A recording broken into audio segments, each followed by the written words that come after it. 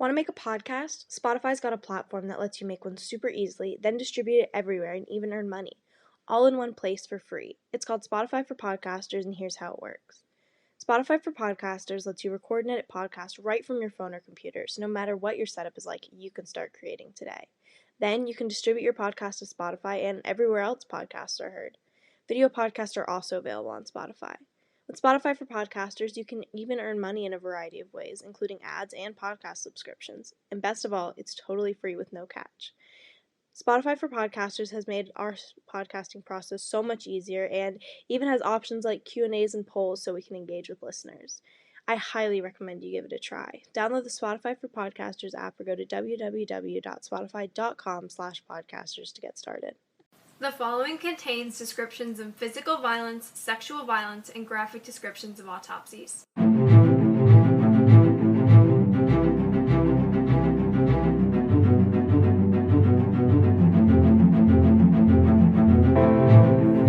Hi listeners, welcome back to episode 3 of TGIC podcast.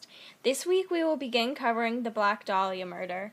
We're going to do this episode in 2 parts because this is just such an insane case. So today we're going to start by just introducing the case to you, and next week we'll get down into the nitty-gritty details of the theories. I'm Jillian. And I'm Izzy. So really sorry to announce that Audrey will no longer be working with us on the podcast. It's just going to be Jill and I from now on. Alright, let's talk a little bit about the background info of this case. The Black Dahlia refers to the murder of Elizabeth Short. She was born on July 29th of 1924 in Massachusetts. She was an aspiring actress, and she moved to LA in 1943 to fulfill her dreams. Yeah. Because, everyone goes to Hollywood to be famous. An actress. So in this case, they actually identified her because she was previously arrested for underage drinking and partying, but she was never actually charged. But that ends up being an important part of this case because that's how she was identified. So she was an aspiring actress. She was involved in modeling a little bit too, but she actually said she preferred acting. And leading up to her murder, she left LA on December 28th of 1946 to take a bus to San Diego because she was concerned about something. Is that ever specified what that was? No, they never talk about it. It's just one of her, anonymous friends who literally was she just left because she was concerned. That's never good, guys. Watch out. If your friends say they're leaving town because they're concerned about something, that's a major red flag. Yeah, that's just, sketchy. Alright, this case was actually originally referred to the Werewolf murder because it was just so gruesome, which is so terribly sad and so violent and really terrible. We'll get into that more later, but, I think this is one of the most just tremendously just awful murders that I've ever heard of. Yeah. So this is called the Black Dahlia murder because Elizabeth Short, was in a movie called The Blue Dahlia, and I believe she had a main role in this, but they called her the Black Dahlia as kind of a parody on the Blue Dahlia. And she, was known for, her black hair. Mm-hmm. So. They found her body on January 15th of 1947 in, I don't know how to say this. Do you know how to say this? Lemert Park? Yeah, I don't know. I think we're just going to go by Lemert. Lemert? That sounds like a name of, an old man. If you live in LA and you know this Lemert Park, or if it's still even there, I'm so sorry. It's still even there. It's a park. What are they going to do, bulldoze it? I don't know. What if there's, apartments on it or something now? It's apartments everywhere. Okay. In Lemert Park in LA, her body was found by a woman who was going for a walk with her baby, which is... That's sad. Nightmarish. Can you imagine just being Good thing it wasn't an infant or something. I feel like they would remember it then. That would be worse. Yeah. Oof. Imagine that being your first memory. Oh, Jesus. And her body was found completely severed and posed in a bush, field area of the park. That's so violent. That, really is the worst part of this. She was so violently, murdered. It's just terrible. Yeah, and, in the next episode, we'll talk about some of the suspects and, just go in depth about, how twisted these people must have been to, do this. It's terrible. Yeah. Okay, y'all, so let's get into the timeline. This is going to go in depth a little bit more about what Jill has been saying. So, Elizabeth Short moved to Los Angeles, California in mid-1943. Like, she lived in Massachusetts for her whole childhood, and, like, she wanted to get out of the small town and, like, become an actress or a model. Like, she wanted to make it big. And, like Jill said, on September 23rd, 1943, she was arrested for underage drinking. Like, she was with a bunch of other people, and they were, like, quote-unquote, really rowdy. Wait, hold on. How old would she have been in 1943? Oh, she was 19? That is underage. Yeah, that is underage. I'm so stupid. I always associate 18 as just your adult, like it doesn't matter. Yeah. And so, like, they took her in, and they, took her booking photos, which is basically, like... Mugshots? Yeah, mugshots. I don't know why. Booking photos? That sounds so fancy. Yeah, they took her mugshot, and then they took her fingerprints, and they put her into the system. Like, she was never convicted, and she was never charged with anything. She was really just arrested and, like, put into the system, I guess, for future But, I mean, that reference. ended up being really important, because that's how they identified her. Yeah. Can you imagine if she wasn't even arrested? It would have taken so much longer to ID her. Exactly. And then on... Like, this gets really sad really quick. So, on January 15th, 1947, her dismembered body was found by a woman on a walk in Lamert Park in L.A. Jill, do you want to get into the autopsy a little bit? The autopsy. So, we said earlier they identified her by her prints because it was just so difficult to recognize her. Her body was so dismembered. And so, thankfully, she was arrested, I guess, thankfully in some way. Because they were able to ID her. Mm-hmm. And they found her, she had been posed by the murderer, and they described it as an alluring position. I guess it was just, like, a very sexual position. Like, I suppose. That's so dark and like, twisted. Guys, I looked at the crime scene photos. I will never be able to get that out of my I was brain. too scared. Yeah, rightfully so. So they found her in that position. There were lacerations, so, like, pretty large, deep cuts to her entire body. There was no DNA evidence because her body had been completely washed clean. And, like, this makes me think, like, this person knew what they were doing. Like, They must have known what they were doing, because an amateur, like, someone who is not a professional murderer, someone who is not, like, done this before or planned this ahead of time, they're going to be in such a panic after doing that they're not going to think to wash someone clean. Like, this is someone who is either a repeat offender or they planned this ahead of time. Like, they must have been just so messed up that, like, it didn't bother them. I suppose. I don't know. Her official cause of death was declared of a hemorrhage and shock due to lacerations to the face and concussion to the brain. Which is, like, that's, like, 4 causes of death right there. Yeah, exactly. In her autopsy, they found so many different cuts. I'm going to get into those a little bit here. Her mouth had been sliced from ear to ear, and, like, they refer to that as, like, a Joker smile. Yeah. Which is so frightening. Again, I did not look at the crime scene photos. Izzy's braver than me. There were cuts in, like, an asterisk, sort of, like, star shape on her lower stomach, which I think is weird. Like, that must symbolize something, right? Yeah, like, I mean, if this were now, like, the FBI and, like, the police would be looking into this as, like, a serial killer, because that's, like, a very, like, specific distinctive mark. Yeah. Like, that's something that, like, someone would do as, like, their quote-unquote, like, mark. Like, that's not, like, something you see in, like, crimes of passion, like, a one-time offender. Like, that's, like, symbols like that you see on serial killers, which is so frightening, because I don't think any of the suspects were necessarily serial killers in this case. I mean, none of them were convicted serial killers. That's the key word. She was also cut entirely in half. Like, completely in half, guys. Like, her guts were, like, spilling outside of her body. Like, it's just... And it actually led the way she was cut in half, they were, like, clean cuts, so the killer is believed to have, like, some sort of surgical training, so he or she, I guess, most likely he, because she was, the evidence means he, right? Yeah. He was a doctor because of the, like, training necessary to have, like, clean cuts like that. Yeah, and guys, like, I'm not saying go look at the crime scene photos, they're linked on our website, but, like, it's like she's perfectly cut in half. Like, if you get deep into the autopsy, like, in the FBI documents and stuff, like, her spine was cut in a way, like, it was severed in a way that was, like, only a doctor would know how to do that. Like, only someone who went to medical school, not medical school. That's so frightening. I saw this episode of SVU, and it was like one of the big ones. It was like a season premiere or something, and it turns out like there was like a serial killer, and he literally like was like the coroner guy, which I thought was so freaky. But like the main part that connects to this case is the fact that he was like a doctor, and like he like knew how to like cut like clean lacerations like that. Ew. Yeah, it's scary. Like, geez, they gotta have like things before you're allowed to get into medical school, like to make sure you're not a serial killer. Yeah. All right. Definitely. They also, when they found her stomach was full of sand. Was there a purpose for that? What does that mean?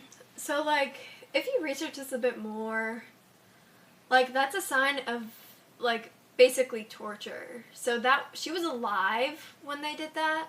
So they basically forced sand down her throat. That's terrible. Yeah. So her injuries were sustained pre-mortem, except for the slicing in half. That's believed to be done post-mortem. But that means like she was, like as Izzy was saying, she was tortured before she died, and that's so terrible. Like, that's awful. That's the worst thing that can happen. Like just being tortured. Mutilated. Yeah. There's so many little details that we didn't include in this that were just too awful. Like, if we listed everything, it would maybe take up half of this podcast. So that's how they found her. Yeah. Okay, so let's get back to the timeline. For starters, people were shocked by how mutilated her body was and how unrecognizable she was. And of course, some people like thought that it was her because she like we've been saying, she's been an aspiring actress. She's been in some little films and stuff by this point. And so then her, like, the photo of her and her story first appeared in like headlines in late January. When was she killed? Oh, like mid-January? Yeah, so it like took January her, 15th. These appeared in like January 24th-ish. And that was when she had been officially ID'd by police. Yeah. And so, like, her photos were popping up all over the country. Like, her story was being shared, and people were, like, really scared. Like, well, it is scary. She was this young girl. She moved away from her small town on the East Coast to go to big, scary LA and, like, achieve her dreams, and she ends up killed. I mean, she's unfortunately, like, the poster child for, like, what happens. Not what happens. She's, like, the poster child for, like, what parents are scared of when their their kids leave home. Yeah. And shockingly, because of this, like, tips flooded in, but none of them, like, led anywhere. Of course, this was the 40s. Like, it wasn't like now when you could trace these tips and stuff and, like, get to a suspect. How did they send in tips? Like, did they have to show up to the police station in person, or they, like, telegraph they had in? Phones. They did? Wait, I don't know. Do they have phones? Can someone help us because we're stupid and we don't know if there were phones in the 40s? I think there might have been. I'm not sure. Okay, let's just ignore the last part. So, because of this, a box was sent to the Examiner. This was like a prominent newspaper/news source at the time, by the killer. Ugh, that's creepy. Yeah. I don't like that. Like, I don't understand, first off, why they didn't send it to the police. They sent it to, like, a newspaper. It's like mocking them. I don't like that. That makes me very uncomfortable. Yeah, like, I don't know. But, like, this box contained, like, some of her, like, Elizabeth's possessions. Like, her birth certificate, her business cards, and her address book. But it had, like, Mark Hansen inscribed on the cover. What does that mean? Actually, he's going to be one of our suspects that we go over in the next episode more in depth. But that's what made him a person of interest. Like, they don't really know why. Like, they know that she stayed with him for a little while. How did the killer have access to all those things? Like, exactly. I know she was found in a park, but is there really any evidence of, like, where all the torturing? Like, how could the killer have had access to her house? Exactly. And, like, I was thinking about this the other day. Like, nowhere does it says that, like, the police searched her house. Yeah. Like, nowhere. And it's just strange, like, her birth certificate, you're not walking around with your birth certificate, like... Exactly. I mean, people don't even know where their birth certificate are half the Yeah. time. Like, I don't even think my dad had his until, like, years ago. Like, his mom still had it. Seriously? I think so. It's like, it's not a thing you just have on you.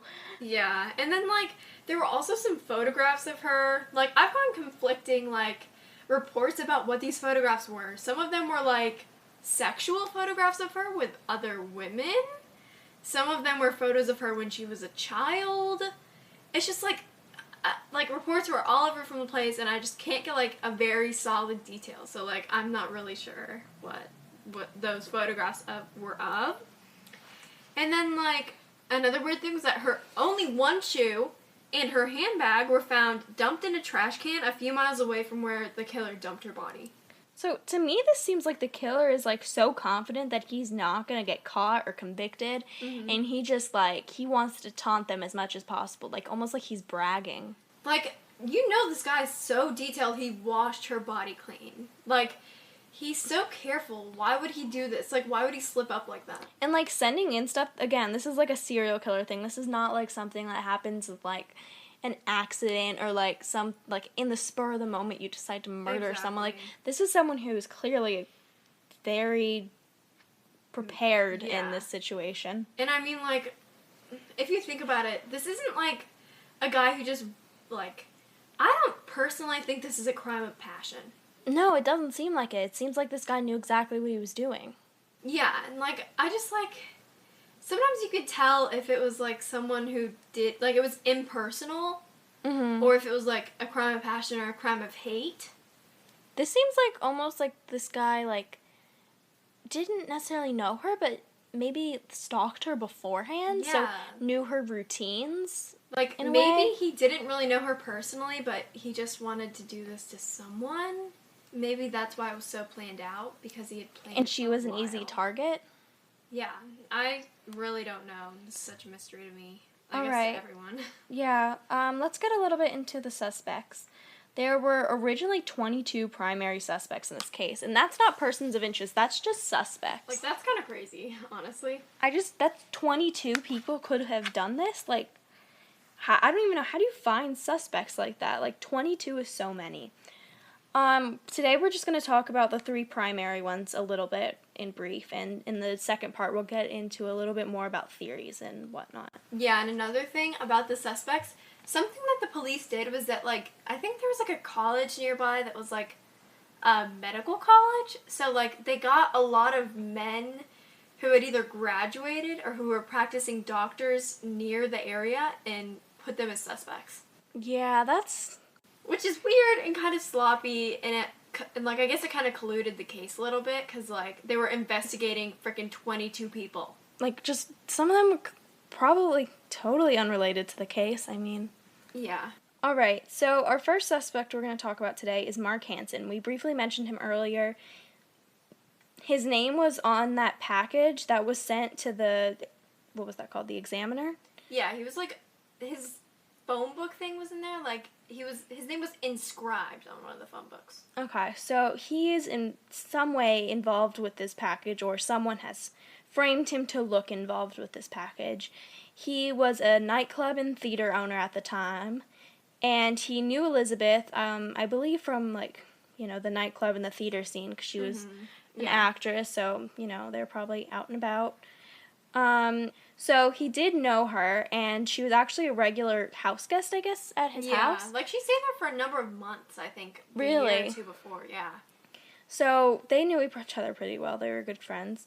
And on January 8th of 1947, she spoke to him, and he's one of the last recorded people to speak with her. That's kind of crazy. Yeah. Like, that's a little bit sus, but, like... Well, yeah, like, that's really suspicious. I mean... Yeah. We don't know what was on that phone call. Oh, so there must have been phones. Yeah. Freaking just made that connection. This is so God, embarrassing for us. That's, like, kind of bad. Anyway, so there were phones in the 40s for anyone who was curious. Oh, wait. Does this say on the phone? We might just be really stupid. I'm This is sorry. so embarrassing. We're so sorry. We hope you find this funny. Oh, yeah, they did have them. They did have them? Okay, so he's like one of the last known people to speak to her. I'm not sure if it was on the phone or not, but it could have been. It could have been. Now we know it could have been. So that's very suspicious. And then he was also interrogated and made, like, several contradictory statements during interrogation. Yeah, and I mean, that's weird, but at the same time, this guy's probably nervous. Like, we talked about this in the last case, like, I guess they probably didn't do a polygraph on him, but, like, people are nervous during investigations. So you're not gonna lie, like, contradictory statements, like, I don't care how nervous you are, if you're, like, you're not gonna just make up stuff. I mean, that's true. He's an adult. He's not, like, a teenager trying to cover up for, like, the fact that they were all... like, all of him and his friends were drunk or something. True. Like, he's this an is adult. A murder. He shouldn't. He knew this lady personally. He shouldn't have anything to hide. True. Do you want to talk about George Hodel? Okay. First of all, I gotta say, this guy, I think he's one of the most twisted people I've ever researched in my whole entire life. So, there's another podcast called Root of Evil, and it's on Apple Podcasts, and it's all about this guy. Like, it's all narrated by his ancestors, who did, like, a lot of research on him, and who uncovered this crazy stuff about him. And this is where I got some of my information. But he basically came under police scrutiny in October of 1949 because he molested his 14-year-old daughter, who's named Tamar Hodel. Oh my god. Yeah. That's terrible. In the research that I've done, I discovered that when this happened, so he basically raped her. And, like, Tamar is recorded saying that, or not recorded, but she said later that when she was, like, 12 or 13, her father came to her and said, when you're 16, I'll give you a present that nobody else can give you. And it'll be from me. That's disgusting. That's not okay. Present was basically taking her virginity. That's terrible. Wait, Yeah. why was he not under police scrutiny before that? I don't know. But, like, there's been a lot of crazy stuff going on with this guy. And, first off, he was, like, the lead infectious sexually transmitted disease doctors at the time. Sexually transmitted disease. Sexually transmitted disease doctors at the time. Huh. So, like, he kind of led the whole, like, not really revolution about that, but, like, he kind of publicized them more. Like, he was under a lot of scrutiny as is because, like, he made them more normal than they, like, had been prior. Yeah. And because of this, he went to medical school, where he would have learned how to surgically cut someone in half. But he also threw sex parties. That was a very weird transition. But yeah, he was known as, like, the party man of LA. So he threw sex parties very frequently that police officers, other doctors, and prosecutors attended. So even if the police, like, kind of had an inkling it could be this guy, they're probably not going to do it because, like, he has all this dirt on them. Like, yeah, they're like, hey, that's George. I had sex with him last week. Sure. Yeah, but, like, just, like, even if he was known to the police as a bad person, he couldn't even have been convicted because of all these prosecutors he knew. Exactly. They had, like, so much crap on him. Or he had so much crap on them. Yeah. So he also was known to, like, abuse his girlfriend and, like, yeah, he's just kind of crazy. And then he also used to, like, he would purposely botch surgeries, and he also performed illegal abortions. Okay, why would he botch surgeries? I don't know. I really don't know. Is there a reasoning for that? Do you get paid more for botching them? I don't know. That seems he was stupid. Just a bad dude. And yeah, actually, he sounds like the worst. He was accused of killing and poisoning his secretary. Why was he accused and not convicted? That seems pretty cut and dry. Exactly. Like what we've been saying. He kind of had so much crap on all the police officers. This guy literally sounds like the worst. Yeah, he sounds like the worst guy ever. I mean, he has everything going against him. And the reason he's still one of the three main suspects is because the theory about him is that he was believed to, like, performed Elizabeth Short's abortion. And he botched it so bad that it killed her. So he tried to cover it up. do we know that she was having an abortion? No, we don't know. Again, this is like purely suspicion, it's purely a theory. Okay. But this is like one of the main reasons that they kept him, like, as a main person of interest and a main suspect. Because, like, just of that possibility, I guess. Gotcha. Yeah. And finally, Dr. Patrick S. O'Reilly. So, first of all, he knew Elizabeth through Mark Hansen. The other sus guy? Yeah, who's the other sus guy. And he also attended sex parties with Hansen. Why are all men in the 40s attending sex parties? That seems not right. Like, I just don't understand. Yeah, that's weird. Were those, like, hosted by George Hodel? Like, are these guys all involved? I don't... Like, it's not reported anywhere and it's not confirmed, but, like, it's basically they attended these sex parties in California and Santa Barbara and Los Angeles, kind of just everywhere.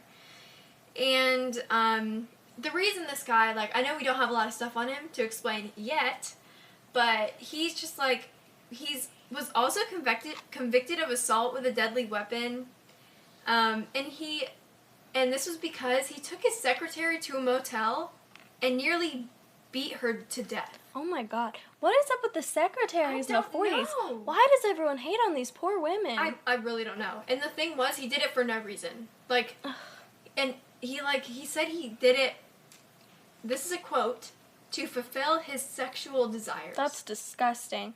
These poor secretaries, seriously though, why is everyone attacking their secretaries? I really don't know. I really don't know. Alright guys, stay tuned for next week's episode where we're going to go into a ton more detail on the theories and the suspects in this case. It will be out next Thursday, and yeah, just be excited.